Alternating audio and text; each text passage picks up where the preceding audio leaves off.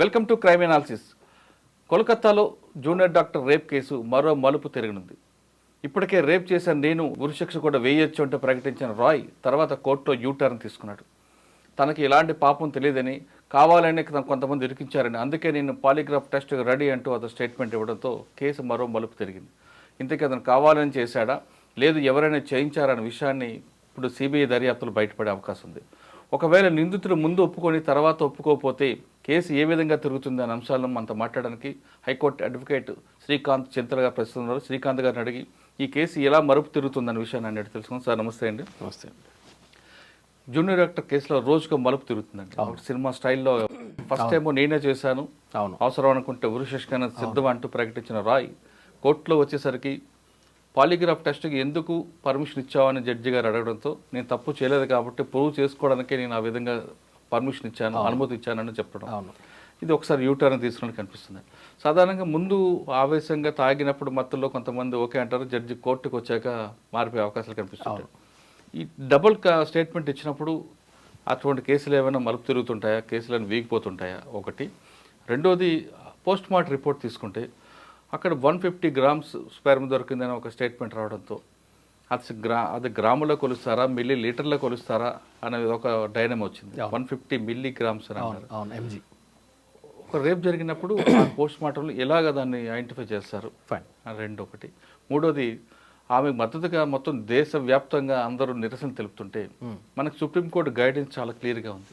బాధితురాలి ఫేస్ కానీ ఆమె వేరే బోర్డ్స్ కానీ ఎక్కడ కూడా చూపించకూడదు అనేది. ఎక్కడ నిర్భయ కేసు దగ్గర నుంచి ఇచ్చిన తర్వాత కూడా తెలంగాణ రాష్ట్రంలో కొంతమంది ఆమెకి మద్దతుగా ఆమె నిందితులకు శిక్ష పడాలంటూ ఒక ర్యాలీ తీసి అందులో ఆమె ఫేస్ని రివీల్ చేయడం కనుక మనం ఎలా అర్థం చేసుకోవాలి? అవును, ఇది ఏంటంటే అండి, మొదటగా ఈ అక్యూజ్డ్ పర్సన్ అతను ఫస్ట్ నన్ను ఉరిదీయండి నేనే చేశాను అని చెప్పిన తర్వాత అని మీరు అడిగారు. అయితే ఒక పర్సన్ వచ్చి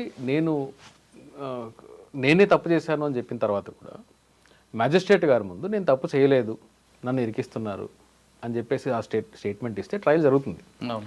ఈవెన్ మీకు నేనే తప్పు చేశాను ప్లీడింగ్ గిల్టీ అన్న తర్వాత కూడా ట్రయల్ ప్రొసీజర్ ఉంటుంది. కాబట్టి ఇతను ట్రయల్ ఫేస్ చేయాల్సిందే. ట్రయల్ ఫేస్ చేసిన తర్వాత అతని సైడ్ డిఫెన్స్ ఏదైనా, ఇప్పుడు వేరే లాయర్లు ఎవరు కూడా అతనికి డిఫెన్స్ ఇవ్వడానికి రెడీగా లేరు అని చెప్పేసి మొన్న ఒక న్యూస్ చూసాం.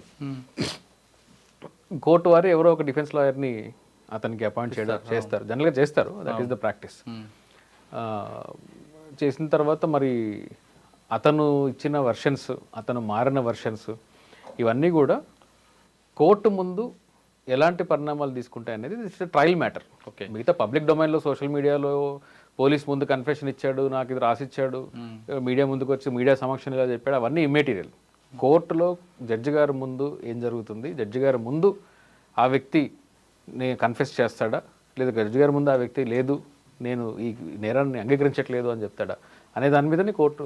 కానీ ఇప్పుడు ఆయన నేను ఎలాంటి తప్పు చేయలేదు అని జడ్జి గారి ముందు చెప్పాడు కాబట్టి, అవును, ఇప్పుడు డిఫెన్స్ వాళ్ళకి అదొక పిల్ దొరుకుతుంది కదా. పిల్ అంటే ఎట్లాగా? డిఫెన్స్ వాళ్ళు ఏమనుకుంటారు, సార్ బయట చెప్పింది, మీడియా ముందు చెప్పింది, పోలీస్ ముందు చెప్పింది కాదు, అది కాదు, మేజిస్ట్రేట్ ముందు చెప్పింది కాబట్టి 164 స్టేట్మెంట్ కింద అది వాల్యుబుల్ కాబట్టి ఆయన చేయలేదని డిఫెన్స్ వాళ్ళు చేయలేదని డిఫెన్స్ ఇప్పుడు చేయలేదని అంటారు. ఆర్ చేయలేదు అంటే ఒకటేంటంటే డిఫెన్స్ పని ఎప్పుడు కూడా ఇతను చేయలేదు చేశాడు అనే దానికన్నా ప్రాసిక్యూషన్ వాళ్ళు ఈ క్రైమ్ని ఇతనే చేశాడు అని చెప్పేసి ప్రూవ్ చేయగలుగుతున్నారా లేదా అనేది చూస్తారు. అవును. So prosecution has to prove అతను చేశాడా లేదా అని. అతను చేశాడని చెప్పేసి మెజారిటీ ఎక్కడైనా అంతే, ఏ కేసులో అయినా కానీ ఎక్సెప్షన్స్ కొన్ని కేసులు విమెన్ ఓరియంటెడ్ కేసెస్లో ఉంటుంది. పర్టికులర్లీ మర్డర్లో, రేప్ అండ్ మర్డర్లో వీటిలలో ఏంటి అంటే ప్రిజంప్షన్ తనకే ఉంటుంది. పోక్సో కేసులో అనుకోండి, for example POCSO rape case ఉంది, అందులో ఏంటి అంటే ఉమెన్ సోల్ టెస్టిమనీ అంటే చైల్డ్ సోల్ టెస్టిమనీ మాత్రమే సరిపోతుంది. ఏంటి ఇతను రేప్ చేశాడు, సెక్షువల్ అసాల్ట్ చేశాడు అని చెప్పడానికి. రెగ్యులర్గా అడల్ట్ రేప్ కేసెస్లో అట్లా ఆ ప్రిజంప్షన్ ఉండదు. సో ప్రాసిక్యూషన్ వారు ప్రూవ్ చేయాలి బియాండ్ రీజనబుల్ డౌట్. ఇప్పుడు కోర్టులోకి వచ్చి నేను చేయలేదు అని చెప్పినా చెప్పకపోయినా ఈయనైతే ట్రయల్ ఫేస్ చేయాల్సిందే. ట్రయల్ ప్రొసీజర్ ఉంటుంది. అయితే అతను కన్ఫెస్ చేస్తే ఒకలా ఉంటుంది, నేను డిఫెండ్ చేసుకుంటున్నాను అన్నాడు కాబట్టి అందరూ విట్నెస్ని ఎగ్జామిన్ చేయాల్సిందే, డిఫెన్స్ వాళ్ళని క్రాస్ ఎగ్జామిన్ చేయాల్సిందే, ఎవిడెన్స్ వాల్యూ చూడాల్సిందే, ఓకే, వాటి మీద బేస్ అయ్యి ఉంటుంది. సార్ ఇప్పుడు ఆయన కోర్టులో చెప్పాడు కాలేదని చేయలేదని, కానీ పాలిగ్రాఫ్ టెస్ట్లో ఈయనకి వ్యతిరేకంగా వచ్చింది అనుకోండి, అప్పుడు పాలిగ్రఫీ టెస్ట్ అనేది that it self is not evidence. Okay, DNA వచ్చింది అనుకోండి, అప్పుడు ఆ డిఎన్ఏ ఇస్ వ్యాలిడ్. మరి అప్పుడు డిఎన్ఏలోకి టాలీ అయింది. డిఎన్ఏలో ఇతను సంబంధించిన సీమెన్, బ్లడ్ డ్రాప్స్ అలాంటివి దొరికాయండి. It's a concrete evidence. అంటే కోర్టులో మాత్రం లేదు, కుదరదు. అవి కాంక్రీట్ ఎవిడెన్స్. కానీ పాలిగ్రఫీ టెస్ట్లు, లై డిటెక్టర్ టెస్ట్ ఇవన్నీ ఏంటంటే అక్కడ నుంచి ఇన్వెస్టిగేషన్ లీడ్ చేయడానికి పనికొస్తాయి తప్ప అందులో చెప్పిన దాన్ని బేస్ చేసుకొని ఇతనే చేసాడని చెప్పడానికి కుదరదు. అంటే ఓన్లీ డిఎన్ఏ టెస్ట్ మాత్రం concrete DNA test is valid evidence లో. అది ఒకవేళ డిఎన్ఏ వచ్చింది అనుకోండి, అప్పుడు నేను చెప్పిందంతా కూడా డిఎన్ఏలో ఇతను లేడు అనుకోండి, డిఎన్ఏ టెస్ట్ చేశారు, మెటీరియల్లో ఏది దొరకలేదు, సీమెన్ అనాలిసిస్ చేశారు, అనాలిసిస్లో కూడా ఇతను సంబంధించిన డిఎన్ఏ లేదు, అప్పుడు ఇబ్బంది అవుతుంది ప్రాసిక్యూషన్. అచ్చా, ఒకవేళ డిఎన్ఏ టాలీ అయిందంటే ఇంక ఇష్యూ లేదు. టాలీ అయ్యింది అంటే అతన్ని కన్విక్ట్ చేయడం అనేది ప్రాబబిలిటీస్ చాలా పెరుగుతాయి. అచ్చా, సో అది డిఫెన్స్ మీద ఆధారపడి ఉంటుంది. సార్ ఆ కేసులో చూస్తుంటే రాత్రి 11 గంటల నుంచి తెల్లవారు జరిగిన ఘటనలో 3 గంటల తర్వాత ఎఫ్ఐఆర్ ఇష్యూ చేయడం అని కోర్టు తప్పడుతుంది. అవును, బయట ఎవరో కాపలా కాసారా అని కొంతమంది రకరకాల ఇష్యూస్ కనిపిస్తున్నాయి. అవును, మనం ఎలాగ అర్థం చేసుకోవాలంటే ఎఫ్ఐఆర్ ఇష్యూ చేయకపోవడం అనేది అది ఆ ఒక్క కేసుకి సంబంధించింది కాదండి. మీకు భారతదేశంలో రోజుకు సగటున 80 నుంచి 85, 86 కేసులు, రేప్ కేసులు రిపోర్ట్ అవుతుంటే ఈ సర్వేస్ ఏం చెప్తున్నాయంటే నేషనల్ లెవెల్లో ఉండే ఎన్జిఓస్ కానీ విమెన్ ఆర్గనైజేషన్స్ చెప్పే ఇదేంటి అంటే దాదాపు ఈ రిపోర్ట్ అయ్యే కేసుల కన్నా అన్రిపోర్టెడ్ కేసులు 4 రెట్లు ఎక్కువ ఉంటాయి అని చెప్పేసి అంటున్నారు. అందులో ఒక భయంకరమైన నిజం ఏంటి అంటే రేప్ అలిగేషన్స్ మీద వెళ్ళిన తర్వాత కూడా ఒకవేళ 10 రోజుల క్రితం రేప్ అయిన కేసు ఉందనుకోండి, ఫ్రెష్గా రేప్ అయ్యి ఇంజరీస్ అయ్యిన కేసులలో పోలీసు వాళ్ళు ఇన్స్టెంట్గా రియాక్ట్ అవ్వడం జరుగుతుంది. ఓకే, ఒకవేళ ఒక వారం క్రితం జరిగింది, తన ట్రామాలో ఉంది, తను ఇంకేదో కారణాల వల్ల రాలేదు, భయపడ్డది, వారం తర్వాత వెళ్ళినా కానీ పోలీసులు రిపోర్ట్ చేయని కేసెస్ చాలా ఎక్కువ. అంటే వీళ్ళే నిర్ణయం చేస్తారు, ఇది ప్రూవ్ అవ్వదు, వారం అయిపోయింది, టెస్ట్లో ఎఫ్ఐఆర్ అవ్వకపోవడము అనేది ఇది యూనివర్సల్గా ఇండియా మొత్తంలో ఉండే ప్రాబ్లం ఇది. అది అంటే వాంటెడ్లీ కాదా? వాంటెడ్లీ అయ్యుండొచ్చు, నేను ఇప్పుడు పొలిటికల్ కామెంట్ చేయదలుచుకోలేదు. వాంటెడ్లీ అయ్యుండొచ్చు, అయ్యుండకపోవచ్చు. అంటే ఎవరికి బెనిఫిట్ ఉంటుందండి వీడిని కాపాడాలని? సో దాంట్లో ఇప్పుడు మ్యాటర్ ఆఫ్ ఇన్వెస్టిగేషన్ కదా, సుప్రీంకోర్టు డైరెక్ట్గా దీన్ని మానిటర్ చేస్తుంది కాబట్టి, సిబిఐ చేతిలో ఉంది కాబట్టి మేబీ నిజాలు బయటికి రావాలి. ఇప్పుడు స్పెక్యులేషన్స్ అనేది అనవసరం. ఇప్పుడు ఒక హారిఫిక్ క్రైమ్ జరిగింది, ఈ హారిఫిక్ క్రైమ్ జరిగినప్పుడు దీని మీద స్పందించే వాళ్ళు, నిరసన వ్యక్తం చేసే వాళ్ళు కూడా బాధ్యత కలిగి ఉండాలి.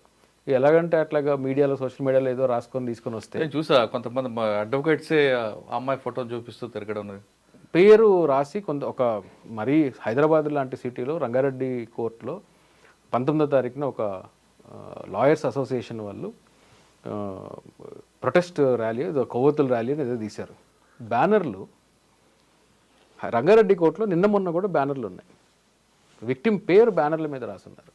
మీరు విక్టిమ్ పేరు అన్నారు, విక్టిమ్ ఫేస్ని కూడా రివీల్ చేశారు. ఫేస్ని రివీల్ చేశారు, డెడ్ బాడీ ఫొటోస్ని రివీల్ చేశారు, తన ఐడెంటిటీ, తన ఫ్యామిలీ ఐడెంటిటీ మొత్తం సోషల్ మీడియాలో ఉన్నాయి. అయితే ఇది లాయర్సే చేయడం అనేది చాలా బాధాకరము. చాలామంది ఉమెన్ లాయర్స్ ఆ ప్రొటెస్ట్లో పాల్గొనడము, ఎల్బీ నగర్ రోడ్ల మీద బ్యానర్లు పట్టుకొని రోడ్డు మీద మొత్తం ప్రొటెస్ట్ చేయడం అనేది నిజంగా అది ఊహించలేదు లాయర్స్ చేస్తారని. జనరల్గా కామన్ మ్యాన్ ఏదో తెలియక చేశాడు అని అంటే అది తప్పైనప్పటికీ, శిక్షార్హులైనప్పటికీ, కంటెంప్ట్ ఆఫ్ కోర్ట్ అయినప్పటికీ కామన్ మ్యాన్ చేశాడు అంటే ఇగ్నోరెన్స్ అని అనుకోవచ్చు. లాయర్స్, అందులోనూ ఉమెన్ లాయర్స్ చేయడం అనేది అది వాళ్ళకి అవగాహన లేక అనుకుంటారా, లేదంటే ఇంకేమైనా వేరే విధంగా భావించవచ్చు మనం? ఇప్పుడు బ్యానర్ మీద ప్రింట్ వేశారు అంటే నేను అవగాహన లేదు అని అనుకుంటున్నాను. ఎందుకు అంటే చట్టం మీద అవగాహన లేదని అనుకుంటున్నాను. మేము పెద్ద లాయర్లు అని చెప్పుకుంటే కుదరదు. మీకు ఒక బ్యానర్ మీద లేదంటే ఒక కరపత్రమో, ఒక లిటరేచరో, ఒక పిటిషన్ ఏదన్నా రాసేటప్పుడు, వేసేటప్పుడు దాంట్లో చట్టం ఏం చెప్తుంది అనేది మినిమం నాలెడ్జ్ ఒక లాయర్కి ఉండాలి. అందుకనే జర్మీ బెంథమ్ ఒక జురిస్ట్, ఇంగ్లీష్ ఓల్డ్ జురిస్ట్, అతను ఏమంటాడంటే ఇగ్నోరెన్స్ ఆఫ్ లా అనేది ఎక్సెప్షన్ కాదు, బట్ ఫర్ లాయర్స్ అంటాడు. ఓన్లీ లాయర్స్కి మాత్రమే ఇగ్నోరెన్స్ ఆఫ్ లా కలుగున్నా కానీ అది పనిషబుల్ కాదు. నేను లా తెలీదన్నా అనుకోండి, ఇంకా వాళ్ళకి పనిలేదు. ఆయన సర్కాస్టిక్గా అంటాడు అనమాట. అది నాకు నిజమనే అనిపిస్తుంది. దానిలో చాలామంది మేల్ లాయర్స్ ఉన్నారు, ఫీమేల్ లాయర్స్ ఉన్నారు, సీనియర్లు అనుకునే వాళ్ళు ఉన్నారు, సీనియర్లు అని చెప్పుకోబడ్డ వాళ్ళు ఉన్నారు. It's very unfortunate. సార్ యాక్చువల్గా నిర్భయ కేసు తర్వాత ఈ విధంగా చేస్తే పనిష్మెంట్ అని సుప్రీంకోర్టు చెప్పింది. ఎస్. మరి వీళ్ళ మీద కూడా ఐపీసీలో సెక్షన్ 228 ఇప్పుడు ఇప్పుడు నేషనల్ ఇప్పుడు ఇప్పుడు బిఎన్ఎస్లో సెక్షన్ 72 దాని ప్రకారం ఏంటి అంటే ఎవరు కూడా విక్టిమ్ ఐడెంటిటీని సెక్షువల్ అసాల్ట్ కేసెస్లో, పర్టికులర్లీ రేప్ కేసెస్లో 376 కేసెస్లో, పోక్సో కేసెస్లో విక్టిమ్ ఐడెంటిటీని ఇండైరెక్ట్గా కానీ డైరెక్ట్గా కానీ రివీల్ చేయకూడదు, పబ్లిష్ చేయకూడదు. ప్రింట్ మీడియాలో కానీ ఎలక్ట్రానిక్ మీడియాలో కానీ ఎక్కడా కూడా తన ఐడెంటిటీని రివీల్ చేయకూడదు అనేది చట్టం. 2 సంవత్సరాల జైలు శిక్ష ఉంది దానికి. ఇది కాకుండా మీకు 2018 సుప్రీంకోర్టు జడ్జిమెంట్లో తర్వాత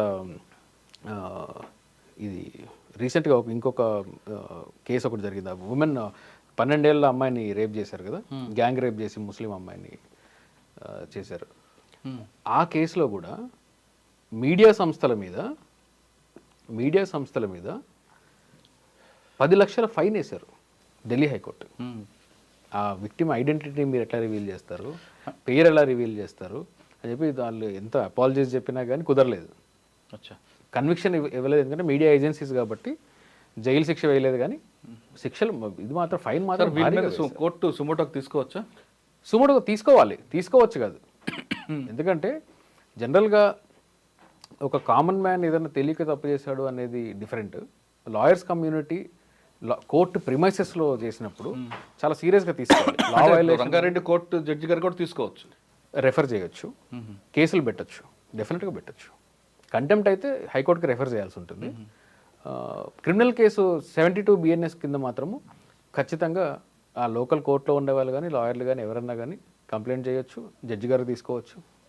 there is enough provision. Okay sir, మనం ఎవరైతే ఆయన అక్యూజ్డ్ పార్టీ ఉందో యూటర్న్ తీసుకుని డిస్కస్ చేస్తాం, ప్లస్ వీళ్ళ గురించి చేస్తాం. అవును. ఇంకా పోస్ట్ మార్టం రిపోర్ట్కి వద్దాం. Yes. Post mortem report 150 milligrams అనేది ఆయన పిఎం రిపీట్ వచ్చింది అని అంటున్నారు. అసలు ఏం జరిగింది మీకు? ఎందుకంటే అక్కడ మీకు నెట్వర్క్ ఉంది కాబట్టి ఒరిజినల్గా పోస్ట్ మార్టం రిపోర్ట్ ఏం వచ్చింది, అందులో ఉన్న వాళ్ళ కంటెంట్ ఏం రాశారు? సార్, పోస్ట్ మార్టం రిపోర్ట్ ఇప్పుడు కొన్ని షార్ట్ ఒపీనియన్ ఇస్తారు కదా. ఎస్, కొన్ని మీడియా సంస్థలు కూడా పోస్ట్ మార్టం రిపోర్ట్ని ఎక్స్ట్రాక్ట్స్ని రిపోర్ట్ చేయడం జరిగింది. అయితే అందులో మీకు లాంగ్వేజ్ చదివి వినిపిస్తాను, మీకోసం రెడీగా ఉంది. ఎక్స్టర్నల్ అండ్ ఇంటర్నల్ జెనిటీలియా ఒక పోస్ట్ మార్టంలో ఒక భాగంలో ఒక సబ్ టైటిల్ ఇది. అంటే ఫ్రాక్చర్స్ ఎన్ని ఉన్నాయి, బాడీ ఆర్గన్స్ ఎన్ని, ఇవన్నీ రాశారు. అందులో white thick viscid liquid present inside the endocervical canal which is collected as noted above 151 grams. ఇది దాన్ని ఎంతవరకు పోయింది? Milligrams grams 151 grams. కరెక్టే, అబ్సల్యూట్లీ. వాళ్ళు రాసిన రిపోర్టు, వాళ్ళు రాసిన ఫైండింగ్లో గ్రామ్సే ఉండాలి, మిల్లీగ్రామ్ ఎంఎల్ కాదు. అయితే దీన్ని ఈ వైట్ థిక్ విసిడ్ లిక్విడ్ అనగానే వీళ్ళు ఏం చేశారు, దాన్ని స్పర్మ్ అని ఒకడు, ఆ స్పర్మ్ అన్న తర్వాత ఇది ఎంజీలో ఉంది కదా, ఎంఎల్లో ఉండాలి కదా అని చెప్పి స్పర్మ్ ప్లస్ ఉమెన్ నుంచి వచ్చిన సెక్రేషన్ కూడా అయి ఉంటుంది, ఈ మొత్తాన్ని కలిపి ఫ్లూయిడ్ని కలిపి ఈ ఎంఎల్ అని పోయి 150 grams అని అన్నారు అని చెప్పేసి ఒకరు ఎవరికి ఇష్టం వచ్చిన థియరీలు వాళ్ళు చెప్పారు. అయితే ఈ థియరీ గురించి నేను 2 నిమిషాల తర్వాత చెప్తాను మురళి గారు. అంతకన్నా ప్రమాదం ఏంటంటే ఈ 150 grams స్పర్మ్ ఉందా, సిమెన్ ఉందా, వైట్ థిక్ లిక్విడ్ ఉందా, ఏదో ఉందని పక్కన పెడదాం కాసేపు. 150 grams కూడా ఉందనుకుందాం. మీకు సెన్సేషనలిజం కావాలా? నేషనల్ మీడియా పెద్ద పెద్ద జర్నలిస్టులు అని చెప్పుకునే వాళ్ళు 150 grams సిమెన్ దొరికింది అని చెప్పేసి ఫస్ట్ న్యూస్ స్టోరీ బ్రేక్ చేసిన ఒక ప్రముఖ జర్నలిస్టు, ఆయన సెన్సేషనలిజం కావాలి. ఇంకేం సెన్సేషన్ కావాలి?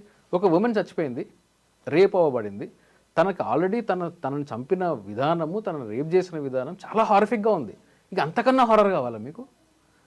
నిర్భయ గ్యాంగ్ రేప్ కేసులో కూడా తనని ఎలా చంపారనే డిస్క్రిప్షన్, రాడ్ తీసుకుని వజైనాలో పెట్టారు, తర్వాత స్కిన్ బయటకు లాగేశారు, ఈ డిస్క్రిప్షన్స్. ఈ సెన్సేషనలిజం చేస్తే కానీ నేను ఈ సబ్జెక్ట్ నమ్మలేను అనుకోవడం అనేది ఒక మానసిక రుగ్మత. అది మీడియా వాళ్ళు చేసినా, జర్నలిస్టులు చేసినా, ఎవరు చేసినా కానీ అది ఒక మానసిక రుగ్మత. అది మనకు ఇనఫ్ అక్కడ ఆ క్రైమ్లో అది చదువుతుంటేనే, వింటుంటేనే ఎంతో డిప్రెషన్లోకి వెళ్ళిపోయేంత స్థితిలో ఆ క్రైమ్ జరిగింది. దాన్ని మళ్ళీ ఇంకా సెన్సేషనలైజ్ చేసి స్పర్మ్ ఉందని, ఫ్రాక్చర్స్ ఉన్నాయని, తర్వాత సర్వైకల్ రీజన్లో ఒక బోన్ ఇరిగిపోయిందని, షోల్డర్ బోన్ ఇరిగిపోయిందని, ట్యూబ్ బయటికి లాగారని, ట్యూబ్ లాగారని.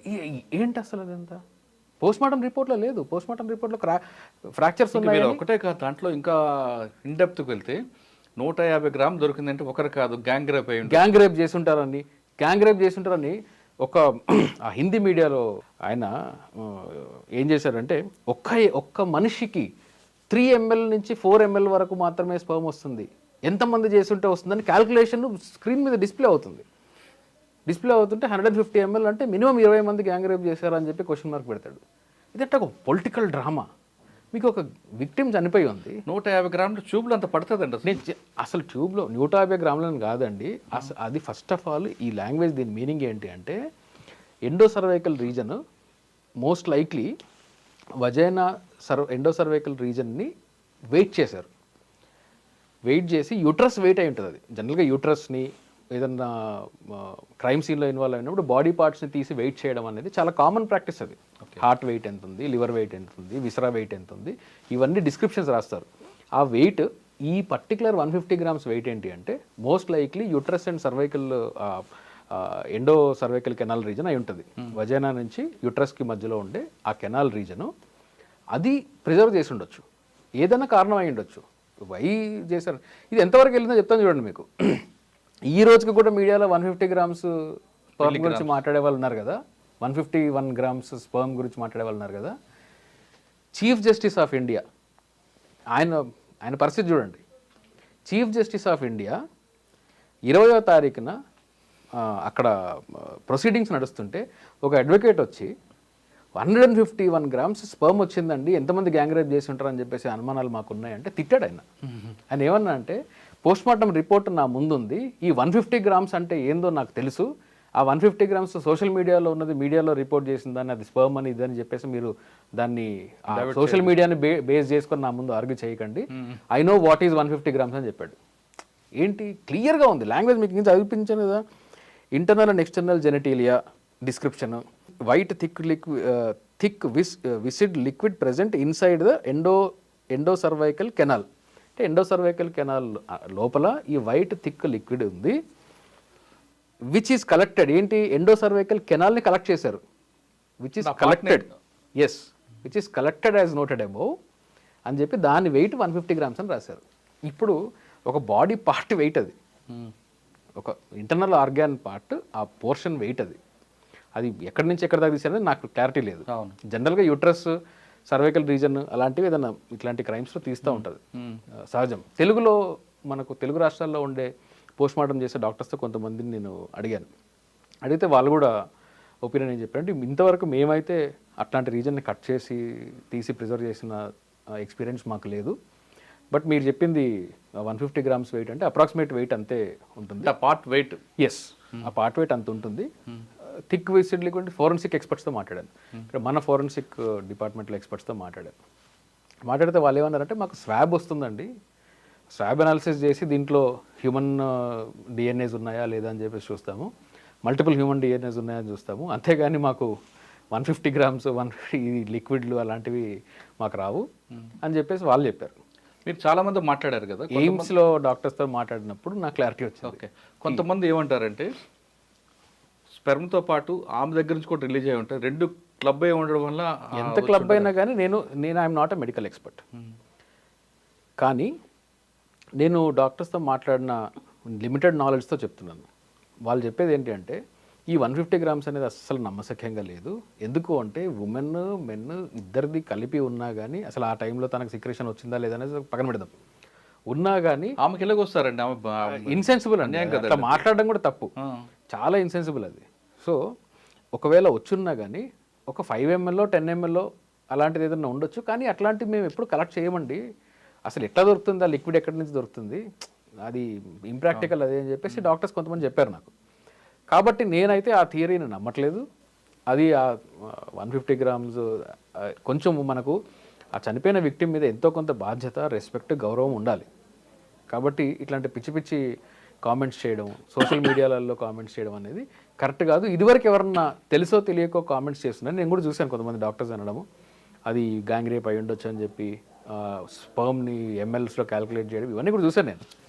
ఒకవేళ ఇది వరకు అట్లా చేసి ఉన్నా కానీ ఇక మీదట అన్న మానుకోండి, అది కరెక్ట్ కాదు. Postmortem report is clear. Doctor మీడియాతో మాట్లాడడం కరెక్ట్ అంటారా? డాక్టర్ మీడియాతో మాట్లాడొచ్చండి, కాకపోతే ఏంటంటే స్పెక్యులేషన్స్కి దారి తీసేలాగా, ఆస్కారం ఇచ్చేలాగా అతను కామెంట్స్ చేయకుండా ఉండడం అనేది మంచిది. అంటే మెడికల్ ఒపీనియన్స్ చెప్పడానికి వాటికి మాట్లాడవచ్చు, కానీ చట్టం అనేది ఒకటి ఉంది, చనిపోయిన అమ్మాయి పట్ల సమాజం బాధ్యత అనేది ఒకటి ఉంది. సో ఆ సెన్సిబిలిటీస్ని గుర్తుపెట్టుకొని మాట్లాడాలి. సార్, డైరీలో ఒక పేజ్ చింపారు, ఆ డైరీని ఆ పేజ్ షూట్ చేయొద్దు అని సిబిఐ అధికారులు చెప్పారంటూ అమ్మాయి తండ్రి చెప్తున్నారు. అమ్మాయి డైరీలో ఒక పేజీ చిరిగిపోయి ఉంది, ఆ పేజీ గురించి అడగద్దు అని సిబిఐ వాళ్ళు నాకు అడిగారు అంటూ విక్టిమ్ ఫాదర్ పోలీసులకు స్టేట్మెంట్ ఇచ్చారు మీడియాతో మాట్లాడి. అంటే అండి ఇప్పుడు ప్రజెంట్ మీడియాలో వాళ్ళు చెప్పే అలిగేషన్స్ జనరల్గా ఎట్లా ఉంటుందంటే స్టేట్ మీద నమ్మకం ఉండకపోవడం అనేది క్వైట్ న్యాచురల్, స్టేట్ ఏజెన్సీస్ మీద నమ్మకం ఉండకపోవడం అనేది క్వైట్ న్యాచురల్, అది నేను అర్థం చేసుకోగలను. కానీ ఒక లేని ఒక అంశాన్ని మీరు నన్ను అడగొద్దు అని చెప్పేసి అంటున్నారు, వీళ్ళు నన్ను ప్రెజర్ చేస్తున్నారంటే ఒకవేళ ఉండుంటే దానిలో ఏముందో వీళ్ళకి తెలుసా?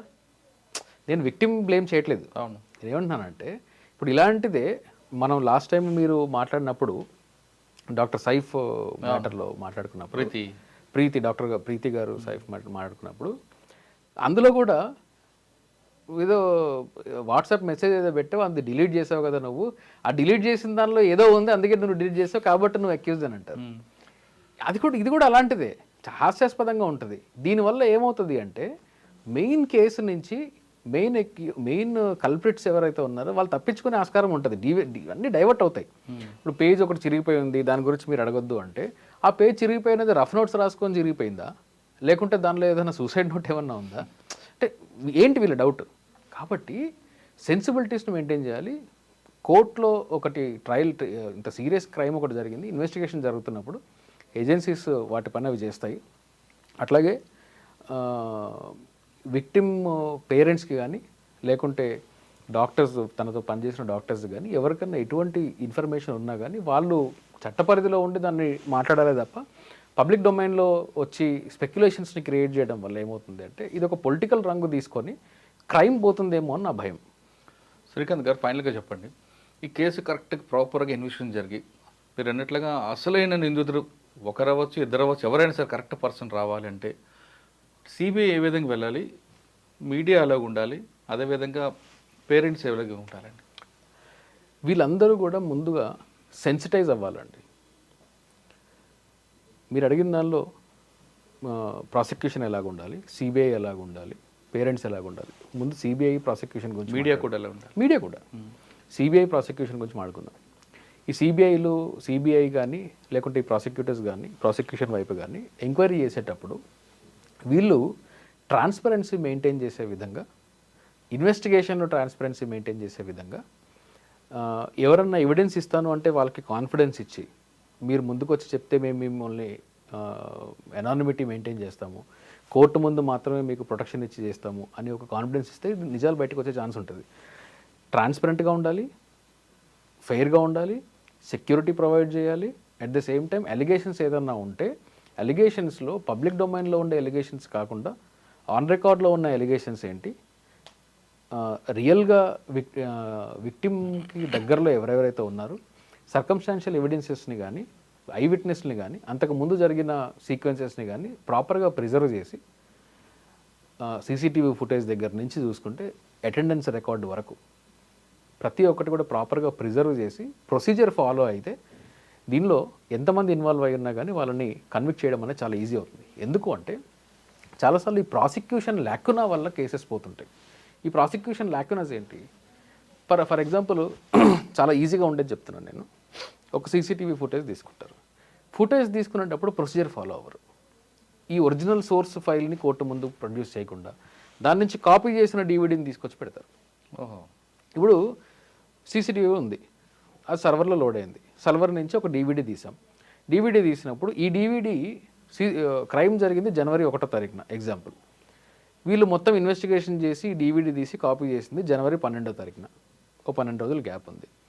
డీవీడీ తీశారు, నాలాంటి వాడు ఎవడో ట్రయల్ చేస్తాడు, ఆబ్వియస్ కదా, జోకైనా కానీ నేను సీరియస్గా చెప్తున్నా.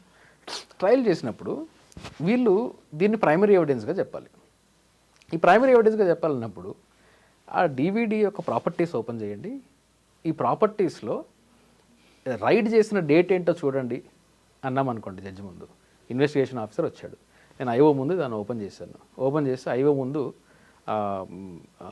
ప్రాపర్టీ డివిడి ప్రాపర్టీ ఓపెన్ చేశాడు. అందులో రైడింగ్ డేట్ 12 అని ఉంటుంది.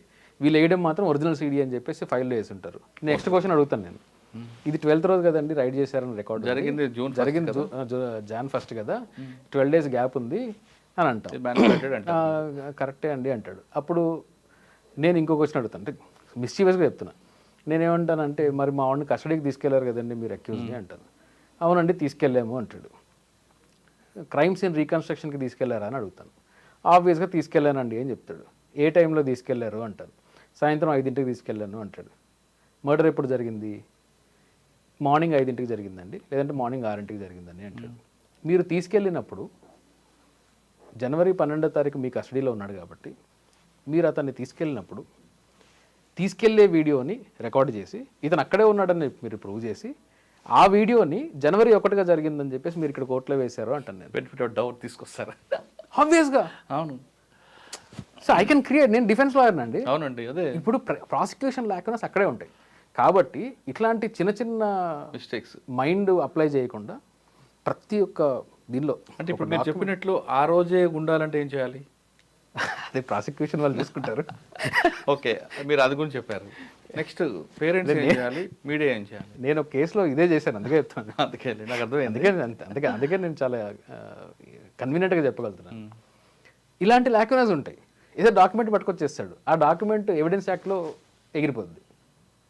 ఆ డాక్యుమెంట్ 2 క్రాస్ ఎగ్జామినేషన్ కోసం ఎగిరిపోద్ది. ఇవన్నీ ప్రాసిక్యూషన్ లాక్యునస్. సిబిఐ వాళ్ళు చేసేటప్పుడు వాళ్ళకి సెన్సిటైజ్ చేయాలి, ఏది లీగల్ సెన్సిటైజేషన్ చేయాలి. ఎవిడెన్స్ యాక్ట్లో దీన్ని ఎలా ప్రూవ్ చేయొచ్చు, క్వశ్చన్స్ ఏం రావచ్చు, డిఫెన్స్ దీన్ని ఎలా అటాక్ చేయొచ్చు, ఇది ప్రాసిక్యూషన్ వాళ్ళు, ఇన్వెస్టిగేషన్ ఏజెన్సీ కలిసి పనిచేసి ఒక రెస్పాన్సిబుల్గా ఒక ఛార్జ్ షీట్ ఫైల్ చేసి మెమో ఆఫ్ ఎవిడెన్స్లు ప్రాపర్గా వేసి ప్రొసీజర్ ఫాలో అయ్యి చేస్తే కన్విక్షన్ అనేది రేట్ అమాంతం పెరుగుతుంది. ఈరోజు ఇండియాలో ఉండే రేప్ కేసు కన్విక్షన్ 28%. ఓకే, మీరు ప్రాసిక్యూషన్ చెప్పారు. మీడియా ఎలా ముందుకు వెళ్ళాలి? మీడియా ప్లస్ విక్టిమ్ పేరు. మీడియా ఇప్పుడు ఏమైందంటే అండి, ఒకప్పుడు DD1లు ఉన్నప్పుడు, తర్వాత మెల్లగా అప్పుడే లైవ్ వచ్చినప్పుడు సాయంత్రం 9 గంటలకి ఒక న్యూస్ బులెటిన్, 7 గంటలకో 9 గంటలకో ఉండేది. మరుసటి రోజు పేపర్ చూసుకునేవాళ్ళం. ఆ పేపర్లో ఒక టైటిల్, చిన్న న్యూస్ క్లిప్, చాలా వేరే న్యూస్లు ఉండేవి. కాబట్టి సెన్సేషనలిజంకి ప్లేస్ ఉండేది కాదు. ఇప్పుడు ఏమైపోయింది అంటే ఒకరితో ఒకరు కాంపిటీషన్, సెన్సేషనలిజం. నేను సెన్సేషన్ క్రియేట్ చేసే తప్ప, నేను ఫస్ట్ అసలు ఇన్ఫర్మేషన్ ఇచ్చేస్తే తప్ప, అది అథెంటికా కాదా పక్కన పెట్టండి, ఇచ్చేస్తే తప్ప ఇది ఎవరు నాకు వ్యూవర్షిప్ రాదేమో, ఇలాంటి స్టేజ్లో పడిపోయాం. అంటే ఇప్పుడు మనము ఎలాంటి న్యూస్ని మనం ప్రొడ్యూస్ చేస్తే మన కాంటెంట్ ఎలా ఉంటే వ్యూవర్స్ చూస్తారు అనే స్థాయికి జర్నలిజం పడిపోయింది అనడానికి నాకు ఎటువంటి సందేహం లేదు. ఇది ఒక ఎత్తు అయితే, ఈ యూట్యూబ్ ఛానళ్ళు, ఫేస్బుక్ ఛానళ్ళు, ఇలాంటి ఛానళ్ళు చిన్న చిన్న వాళ్ళు మెయింటైన్ చేస్తారు, సోషల్ మీడియాలో మెయింటైన్ చేస్తారు. ఇప్పుడు ఒక ఆర్గనైజేషన్ ఉందనుకోండి, ఐడ్రీమ్ ఉంది, ఒక ఆర్గనైజేషన్, లార్జ్ స్కేల్ ఎంప్లాయీస్, మీలాంటి జర్నలిస్టులు ఒక ప్రాపర్గా శాటిలైట్లో లేకపోయినా కానీ కొన్ని ఎథిక్స్ ఫాలో అయ్యి వెరిఫై చేసుకొని ఇన్ని చేస్తారు. ఇప్పుడు ఒక మొబైల్ ఫోను, ఒక మైకు పట్టుకొని నేను జర్నలిస్ట్ అని చెప్పి ఎక్కడికంటే అక్కడికి వెళ్ళి నేను మీడియా అని చెప్పేసి మాట్లాడేవాళ్ళు ఎంత ఇర్రెస్పాన్సిబుల్గా ఉన్నారంటే, మీకు యూట్యూబ్ ఓపెన్ చేస్తే ఈ ఆర్జికర్ రేప్ ఇన్సిడెంట్లోనే మీకు కొన్ని 100 వీడియోలు దొరుకుతాయి. ఎఫ్ఐఆర్లు ఎన్నయ్యో తెలుసా? మీడియా వాళ్ళ మీద, ఇండివిజువల్స్ మీద ఈ అమ్మాయి పేరుని, ఫోటోని రిలీజ్ చేయడం వల్ల దాదాపు 20 పైన ఎఫ్ఐఆర్లు ఫస్ట్ 3 days రికార్డ్ అయినాయి. 20 పైన ఎఫ్ఐఆర్లు జస్ట్ 3 daysలో. ఈ అమ్మాయి పేరు బయటపెట్టినందుకు, ఈ అమ్మాయి వీడియోలు బయటపెట్టినందుకు యూట్యూబ్ వాళ్ళ మీద అయినాయి, జనరల్ పబ్లిక్ మీద అయినాయి. సో మీడియా వాళ్ళు ఈ సెన్సేషనలిజంని కాసేపు పక్కన పెట్టి జర్నలిస్టిక్ ఎథిక్స్ని ఫాలో అవ్వాలి.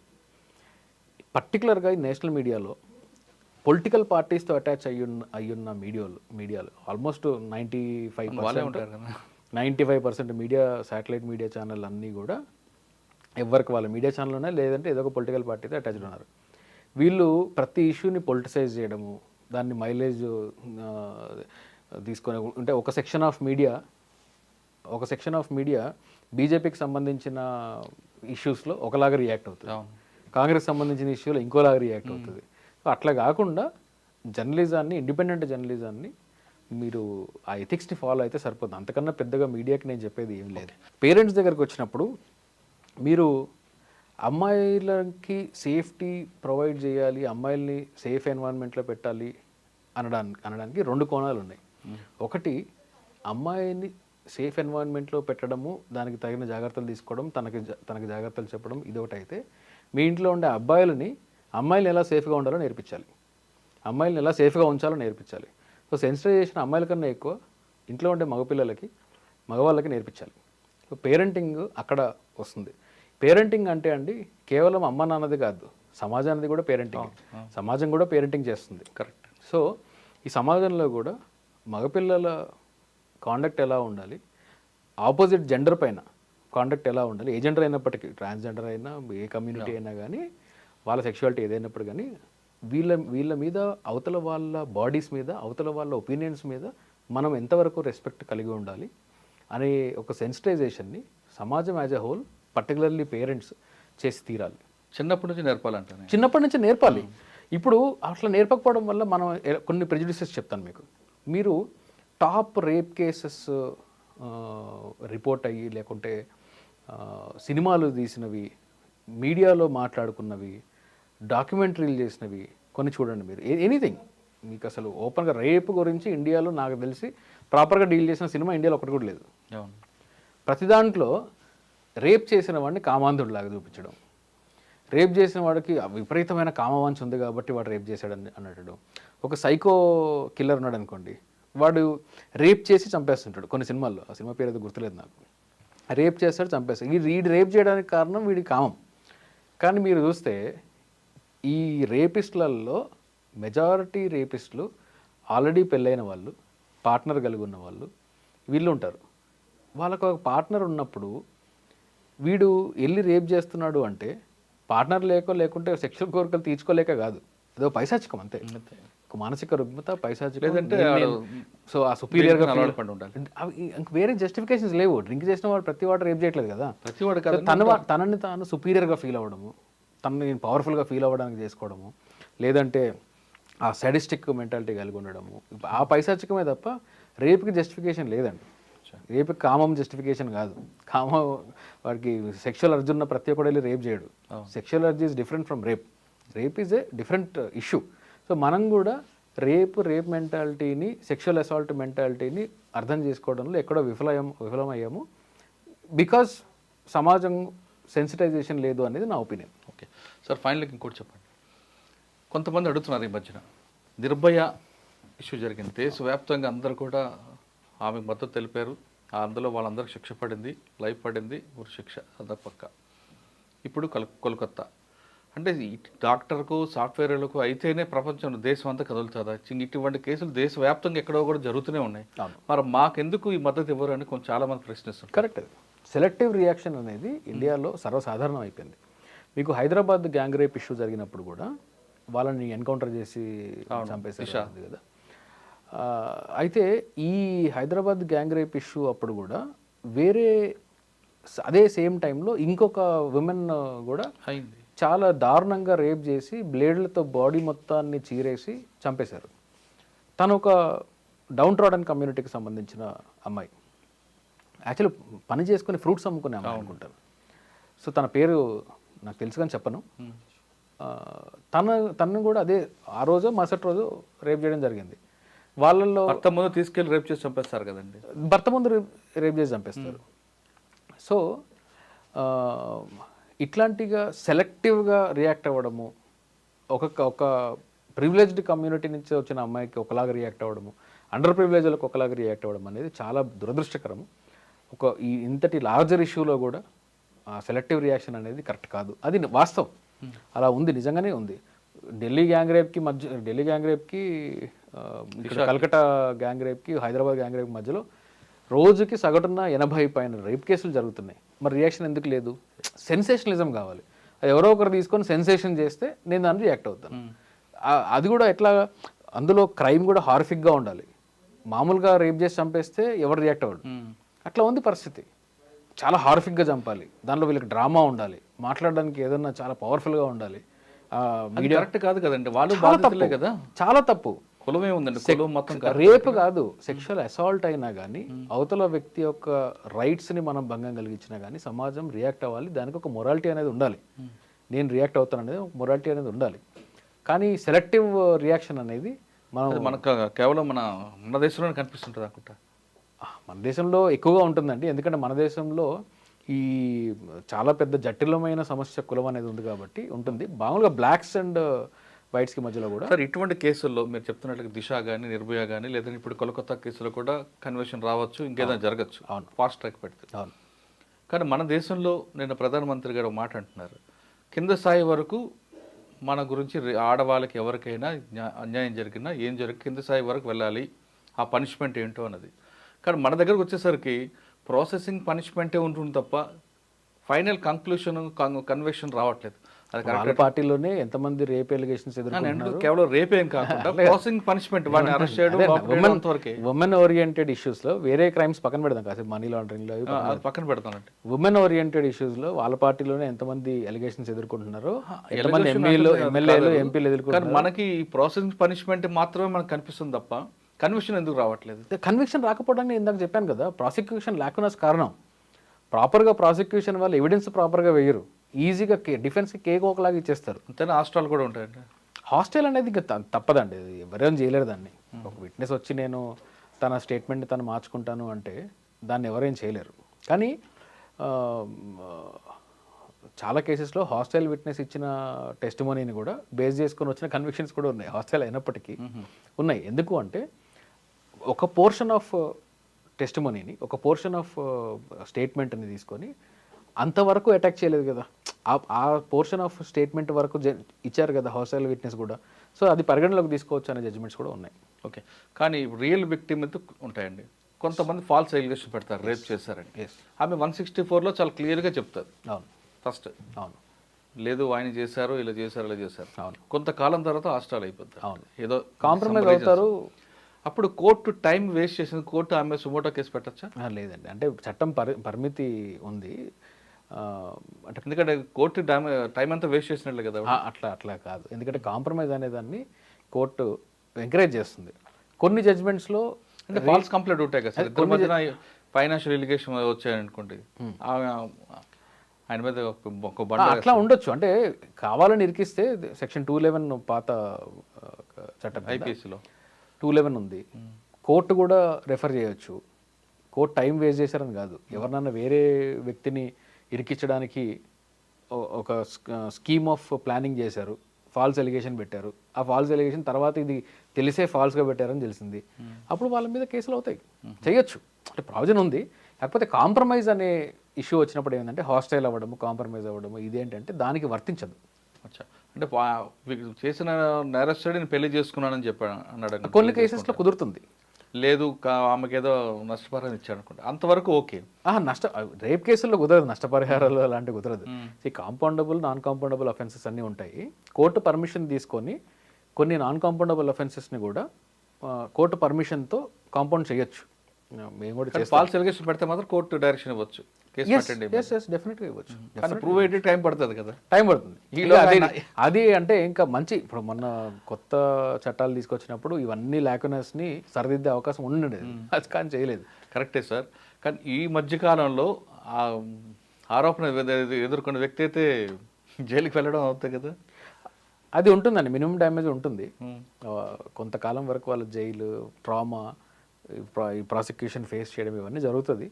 బట్ అది దాన్ని మినిమైజ్ చేయగలమే కానీ మొత్తం ఎలిమినేట్ చేయలేము. ఓకే సార్, ఐపీసీ 376 గురించి మనం మాట్లాడాం గతంలో, ఐపీసీ గురించి. 377 ఐపీసీది అంత అన్యాచురల్ సెక్స్ గురించి కూడా ఉంది. అవును, ఇప్పుడున్న బిఎన్ఎస్లో 377 కొంతమంది. నేను మీ ఐడ్రీమ్కి ఇచ్చిన ఒక ప్రొలాంగ్డ్ ప్రోగ్రాంలో మాట్లాడాను దాని గురించి. 377 అనే సెక్షనే లేకుండా చేశారు. ఇప్పుడు 377 అన్యాచురల్ సెక్స్, కన్సెంట్ లేకుండా సేమ్ సెక్స్ ఇలాంటివి ఉండేవి. యానిమల్స్తో సెక్షువల్ అసాల్ట్ చేయడమే ఉండేది. ఇప్పుడు పాపం మా యానిమల్స్ ఏం పాపం చేస్తారో నాకు తెలియదు, కానీ వాళ్ళకు కూడా ఇప్పుడు యానిమల్స్ని అబ్యూజ్, సెక్షువల్లీ అసాల్ట్ చేసిన వాళ్ళకి కొత్త హిందీ చట్టం ప్రకారము శిక్ష లేదు. అదే కాకుండా ఇప్పుడు అన్యాచురల్ సెక్స్ ఇప్పుడు మనం డెడ్ బాడీస్తో పోస్ట్ మార్టం చేసేటప్పుడు పోస్ట్ మార్టం చేసిన వాళ్ళు లేకుంటే ఈ మార్చరీలో ఉంటే డెడ్ బాడీస్తో సెక్షువల్గా అబ్యూజ్ చేసిన కేసెస్ రిపోర్ట్ అయినాయి మన దగ్గర. ఫేమస్గా బెంగళూరు కేసు రిపోర్ట్ అయింది. దాని మీద చట్టం లేదు కాబట్టి ఇది రేప్ కింద అట్రాక్ట్ అవ్వదు అనే జడ్జ్మెంట్ మనకు సుప్రీంకోర్టు నుంచి వచ్చింది. అంటే ఇప్పుడు నిజంగా లేదంటారు? నిజంగా లేదు. మరి ఏం చేయాలండి? డెడ్ బాడీ మీద ఇంతకుముందు 377 అన్నా ఉండేది, అట్లీస్ట్ అన్యాచురల్ సెక్స్ అని చెప్పేసి ఏదో దాని కింద చేసేవాళ్ళు. ఇప్పుడు 377 కూడా లేదు. 377 కూడా లేకపోవడం వల్ల డెఫినెట్గా ఈ సేమ్ సెక్స్ ఇప్పుడు ఒక మగాడు ఈ క్రైమ్ పెరుగుతుంది ఇంకా. అంటే క్రిమినల్స్కి చట్టంలో శిక్ష లేదు అని చెప్తే పెరగొచ్చేమో. ఇప్పుడు ఒక మగవాడు 18 years కన్నా తక్కువ ఉన్న అబ్బాయిని సెక్షువల్గా అసాల్ట్ చేస్తే 377 కింద ఇంతకుముందు అతనికి శిక్ష పడేది, ప్రాసిక్యూట్ చేసేవాళ్ళు. ఇప్పటికి కూడా పోక్సో చట్టం కింద కూడా 377 ఇంతకుముందు ఇప్పటికి కూడా పోక్సో చట్టం కింద చేస్తారు. ఓకే. 18 years దాటిన తర్వాత ఫర్ ఎగ్జాంపుల్ 18 years 1 month ఒక అబ్బాయికి, ఆ అబ్బాయి మీద సెక్షువల్ అసాల్ట్ చేసాడు ఎవడో ఒకడు, ఒక male person, same gender person, ఇప్పుడు శిక్ష లేదు. మరి ఆయన ఏం చేయాలి?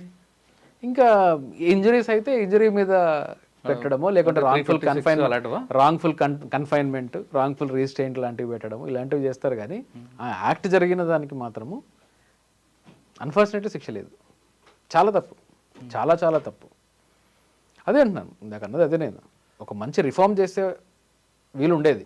ఇప్పుడు అంతేందుకు రిఫార్మ్ గురించి చెప్తున్నాను. అంటే అన్యాచురల్ 377 డిలీషన్ అనే దాని మీద నేను ఇదివరకు కూడా చెప్పాను.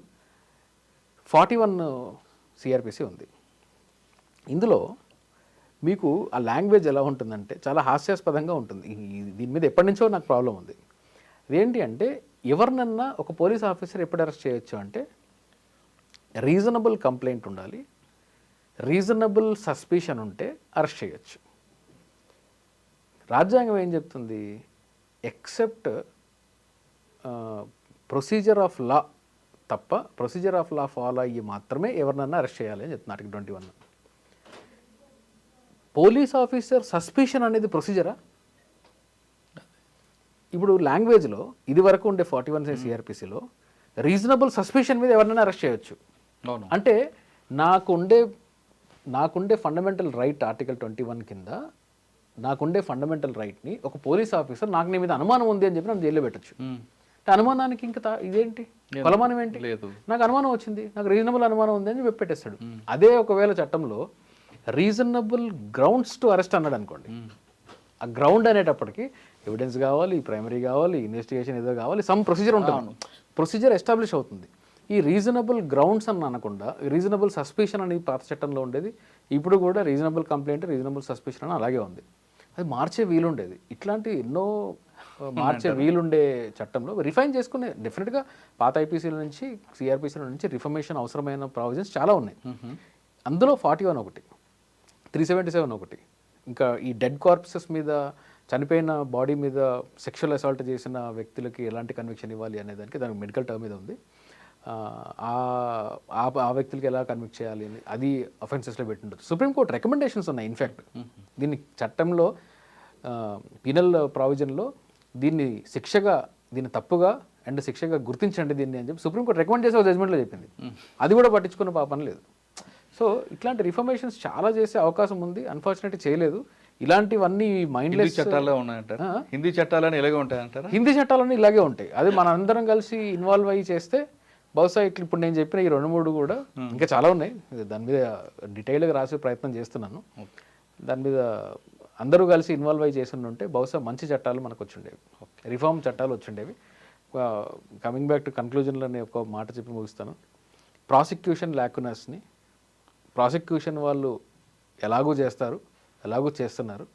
ఆర్జికర్ కేసులో అయినా ఏ కేసులో అయినా కానీ ప్రాసిక్యూషన్ ల్యాకునస్ అనేవి చాలా హై రేట్లో ఉంటాయి ఇండియాలో.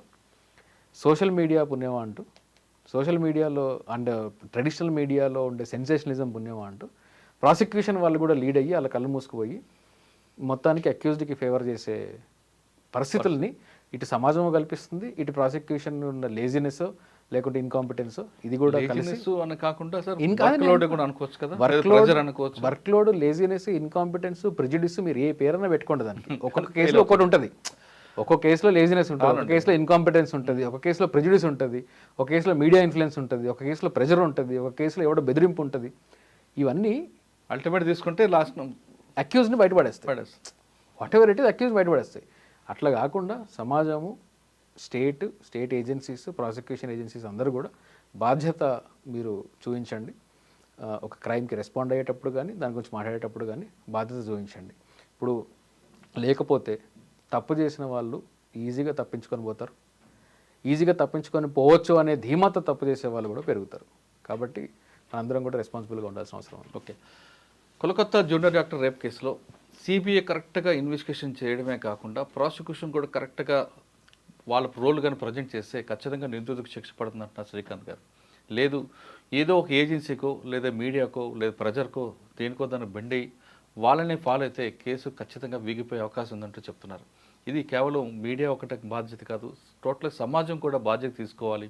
ఇటువంటి సంఘటనలు జరగకుండా ఉండాలంటే సోషల్ రెస్పాన్సిబిలిటీ చాలా ఇంపార్టెంట్ అంటూ శ్రీకాంత్ గారు చెప్తున్నారు.